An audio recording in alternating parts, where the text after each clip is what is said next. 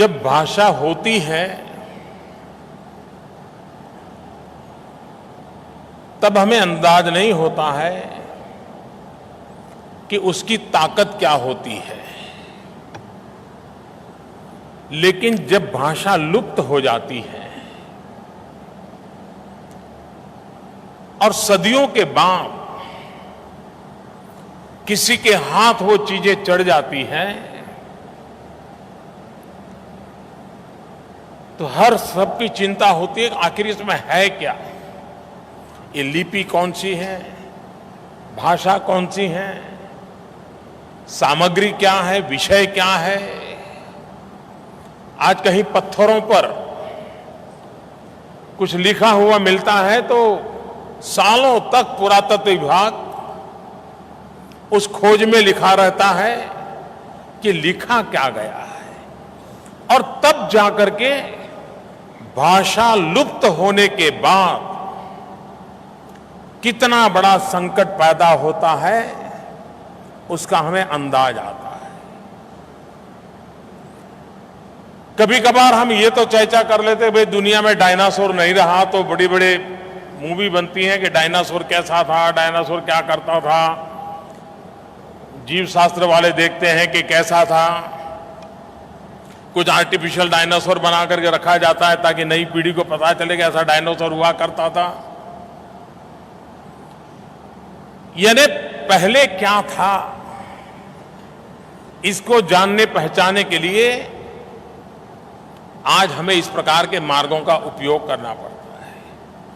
आज भी हमें सबदूर सुनने को मिलता है कि हमारी संस्कृत भाषा में ज्ञान के भंडार भरे पड़े हैं, लेकिन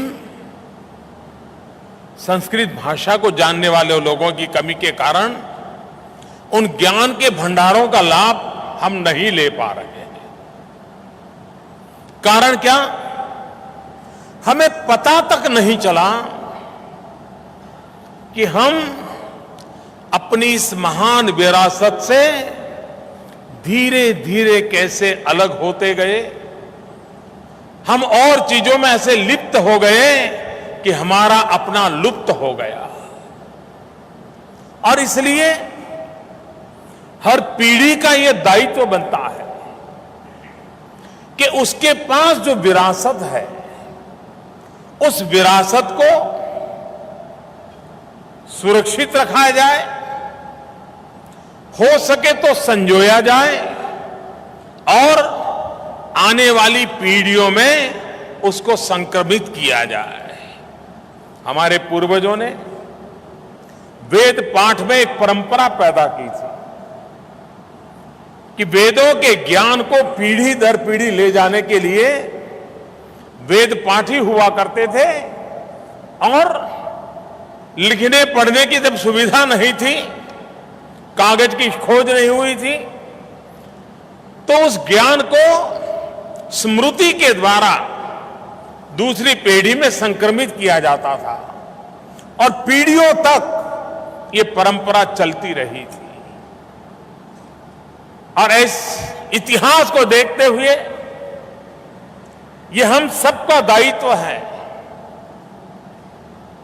कि हमारे जितने भी प्रकार के आज पता चले कि एक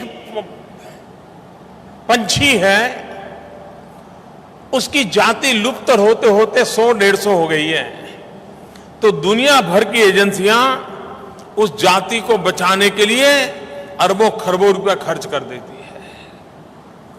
कोई एक पौधा अगर पता चले कि उस इलाके में एक पौधा है, अब बहुत ही कम स्पेसिमेन रह गए हैं, तो उसको बचाने के लिए दुनिया अरबों खरबों खर्च कर देती है। इन बातों से पता चलता है कि इन चीजों का मूल्य कैसा है। जैसे इन चीजों का मूल्य है वैसा ही भाषा का भी मूल्य है।